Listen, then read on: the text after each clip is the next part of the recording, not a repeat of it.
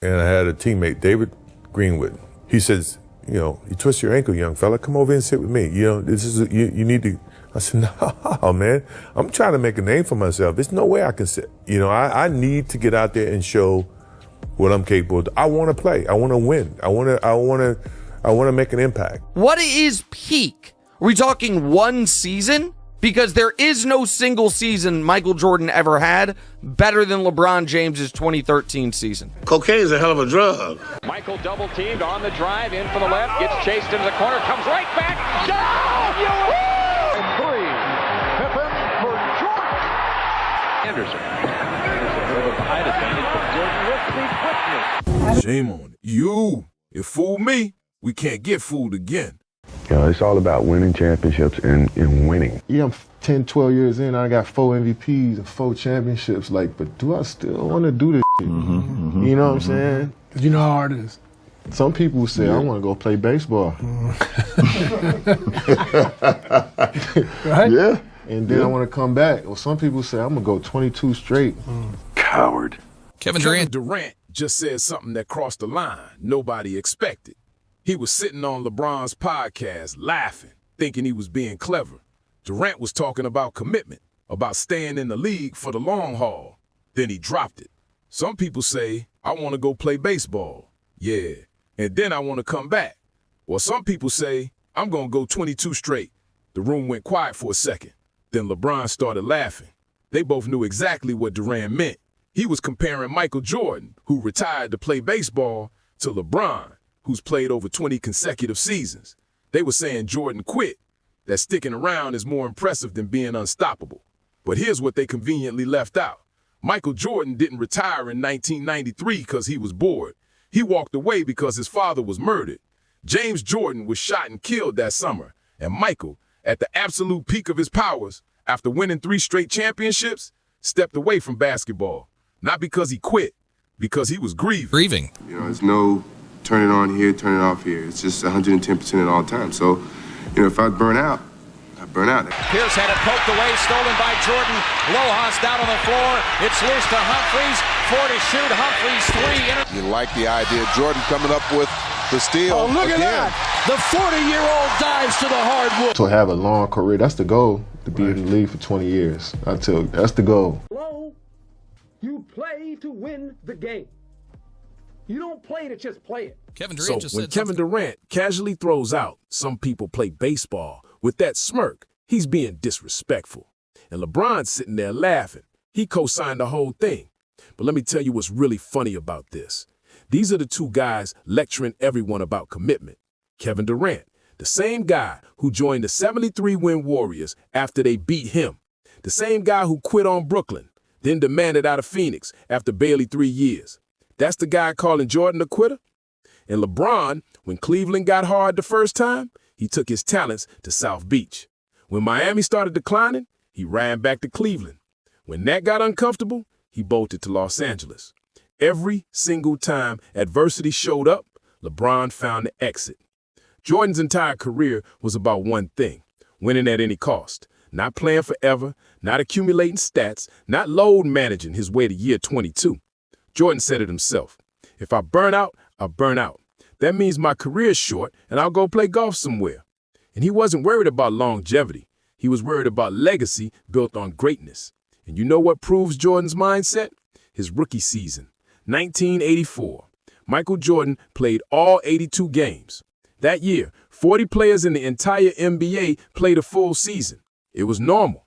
Jordan averaged 38.3 minutes per game, ranking 4th in the entire league. Want to know how normal it was? In the 1999-2000 season, 58 players played all 82 games. Compare that to today. In 2022, the fewest players in NBA history played a full season. Then 2023 broke that record. Then 2024, then 2025. The worst years for availability are happening right now, when players have private jets, entire medical staffs, cryotherapy, everything, and they're playing less than ever. Why? Because the mentality changed. And you know who changed it? LeBron James. When LeBron started load managing, it sent a message to the entire league. If the best player can sit out, why can't everyone else? And it's just basketball. It might not be in the team's best interest, in your best interest, to play all 82. Is that something you've thought about at all since you made the goal? I mean, that's a goal, but we'll see. The next day, I'm available to go and be in the pro. If OBJ shows up, he might score 100. LeBron has only played a full 82-game season once. In 22 years, once. Guys like Bird, Kobe, Duncan did it multiple times. But the face of the NBA, one time. And here's what makes it worse. LeBron's injuries always pop up at convenient times. First stint in Cleveland, random elbow injury in 2010. In 2015, mysterious 2-week break where he left looking washed and came back refreshed. In 2018, after getting swept in the finals, he showed up to the press conference wearing a Michael Jackson glove, claiming he broke his hand after Game 1 stopped the cap. This past season, Lakers announced LeBron has sciatica right before the season starts, after skipping all the training camp right when his relationship with the Lakers got icy because they wouldn't give him an extension. The timing is always suspicious. Compare that to Jordan. There's a famous story about his second year. Jordan came to practice on one leg. He was hurt the entire season and still played 82 games. His teammates asked why he didn't sit out. Jordan said, "How can I be the leader of the team and sit out? Y'all going through it, I gotta be there." When Jordan had a broken foot and management told him not to play, he fought them. He told the Bulls management, "I'm gonna play basketball. That's what I am, a basketball player." We come to practice, he's on one leg. Like he was hurt the second year, he was on one leg the whole year and played 82 games. Wow. And so he practiced every day and he played every game on one leg. And so he's like, "Man, MJ, why don't you just sit up? How can I be the leader of the team and sit out and y'all going through all the credit? I gotta be there." That's the difference in mentality. But the biggest difference, how they handle failure. Nothing shows that better than the 2011 finals. LeBron had just formed his super team in Miami with Wade and Bosh. They were supposed to dominate. Instead, LeBron averaged 17.8 points per game. He scored 8 points in Game 4. 8. His former teammate Eddie Howe said it plainly. LeBron quit on us. He was MIA. I can't get over the fact he didn't show up in Dallas.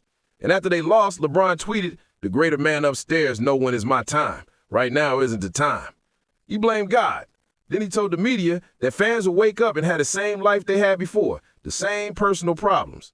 Years later, LeBron tried to blame the roster. Stephen A. Smith shut that down. This wasn't about the roster. You lost because of you. One of the hardest times in my life, after the finals, I sat in my room for 2 weeks, did absolutely nothing. Talked to absolutely nobody. Was that the low point for you in your career? Oh, for sure.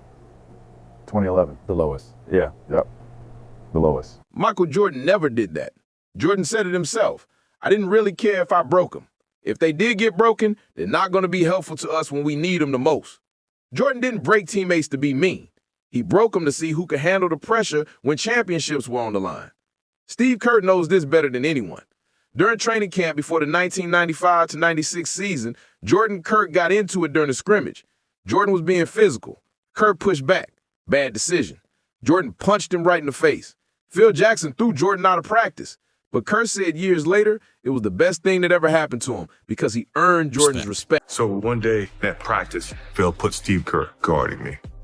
We were on opposite sides in a scrimmage, and he's talking all kinds of trash. And I'm pissed because, we're getting our ass kicked. Phil sensed my aggression, but he was trying to tone me down, and he starts calling these tick attack. It's not going to help us when we play these teams that are very physical. Next time he did it, I just haul off and fuck. I said, when I fouled Steve Kerr, I said, "Now that's a foul." I have a lot of patience as a human being, but I tend to snap at some point because I'm extremely competitive too. Just not really good enough to back it up usually. But I'm going. I'm gonna fight. He hauls off and hits me in the chest. And I just haul off and hit him right in the and Phil just throws me out of practice. 2 years later, Jordan trusted Kerr with the game-winning shot in the 1997 finals. Jordan punched Will Perdue during practice. Multiple teammates got into fights with him. During one practice, Jordan called his teammates nines right to their faces. He wasn't trying to be liked. He was trying to win championships. Steve Kerr explained it perfectly. He drove us so hard that he literally drove people off the team. His theory was, if you can't stand the heat for me in practice, you won't be able to handle the pressure of the NBA Finals. A lot of people have been asking me about the shot the other night. Michael in traffic to Curl. And there have been some misconceptions about what actually happened. I wanted to clear it up. When we called timeout with 25 seconds to go, we went into the huddle. He comes off, I'll be ready. And Phil told Michael, he said, Michael, I want you to take the last shot. And Michael said, you know, Phil, I don't feel real comfortable in these situations. So maybe we ought to go in another direction. Why don't we go to Steve? Now compare that to LeBron. When's the last time you heard about LeBron making practice so intense that teammates quit? LeBron is known for coasting in the regular season, taking plays off, load management. Jordan's practices were more intense than LeBron's playoff games, and that difference showed up when everything was on the line. The 1998 Finals, Game 6 against Utah. Bulls down by 3 with under a minute left.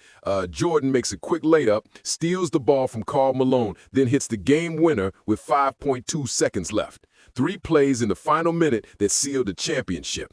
B.J. Armstrong explained what made him different. When the lights burned brightest and the pressure reached its most suffocating point, he elevated. Not many players can do that. Jordan never lost an elimination game in the NBA Finals. Never. LeBron has lost elimination games. He's been sent home. Scottie Pippen said it plainly about LeBron. When you talk about Michael's ability to want to have that last shot, LeBron doesn't have the gene. That's not in him. LeBron's known for passing in clutch moments instead of taking the shot. Jordan wanted that moment. He lived for that pressure. And there's no game that I would ever play in and pick LeBron James over Michael Jordan. No game. No game. So now you're just being Not if I'm trying to win. Not if I'm trying to win. I mean, I'm not going to give up my teammate who I won 6 championships with. Look at the numbers. Jordan's 1991 playoff run. He averaged over 8 points in the fourth quarter on 60% shooting.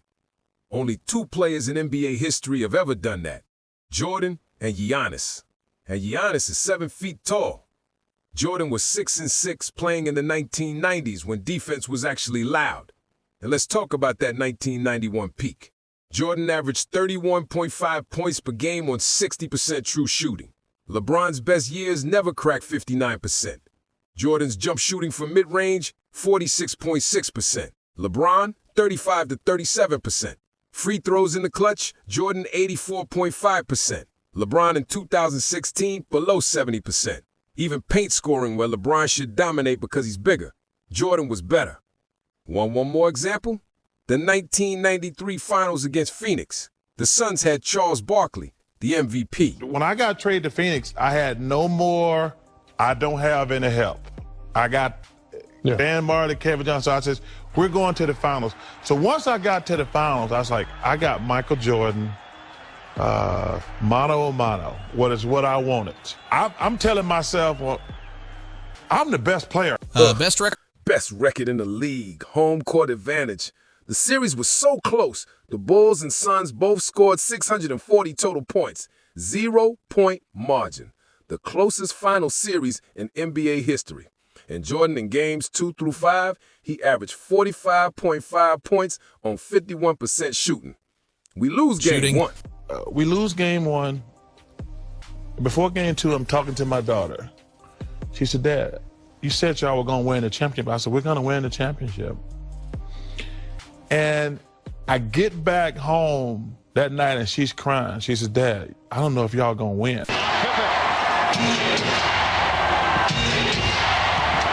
Jordan to the fadeaway. Michael Jordan with another big shot. He scored 42, 44, 55, and 41 in those 4 games.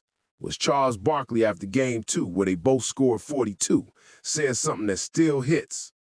I played as well as I could play, and Michael just outplayed me. That was probably the first time in my life that I felt like there was a better basketball player in the world than me. This is the MVP playing the best game of his career, and he still couldn't match Jordan. But here's what LeBron fans don't want to talk about. Jordan built that dominance by staying loyal. Jordan stayed in Chicago through all those brutal Pistons losses. The bad boy Pistons beat them down year after year, and Jordan never once thought about leaving. He built the dynasty instead of chasing one. Jordan said it himself. In my era, we didn't demand trades. Everyone knows exactly who he's talking about. LeBron left Cleveland when it got hard, joined Wade and Bosh in Miami. Then when things started declining, went back to Cleveland, got them to trade for Kevin Love, then left again for the Lakers, where they traded for Anthony Davis. 3 different teams, 3 different super teams. And here's the proof of what that means for legacy. Jordan is defined by who he beat. Karl Malone, John Stockton, Reggie Miller, Patrick Ewing, Charles Barkley, all retired without rings because Jordan denied them. But LeBron? Stephen Curry won 3 rings on his watch. Kevin Durant won 2. Kawhi Leonard won 2. Jordan is remembered for who he destroyed. LeBron is remembered for teammates he elevated. Now, let's talk about the real math. Kevin Durant and LeBron James combined have played 39 seasons, almost 40 years of professional basketball. Their combined achievements? 6 championships, 5 MVPs, 6 finals MVPs, 5 scoring titles. Michael Jordan, in basically 13 full seasons, 6 championships, 5 MVPs, 6 finals MVPs, 10 scoring titles, 9 all-defensive first teams. He won Defensive Player of the Year and the scoring title in the same season. Only player in history to ever do that. Twice the time, half the results. That's longevity versus greatness. Jordan didn't need 20 years because he accomplished in 13 what they couldn't do in 40, combined. Even in recent player polls, Jordan still comes out on top. 45.9% of NBA players pick Jordan as the GOAT. LeBron got 42.1%, and the gap is only closing because younger players never saw Jordan play. So when Kevin Durant and LeBron sit on a podcast laughing about Jordan retiring, they're missing the point. Jordan didn't need to play 22 years. He dominated his era so completely that there were no questions left. 6 championships, perfect when it mattered most. 10 scoring titles, 9 all-defensive teams. Durant and LeBron combined with almost 40 seasons between them still haven't matched them, and they never will. Jordan built dynasties. LeBron chased them. That's the difference, and that's why there's no debate.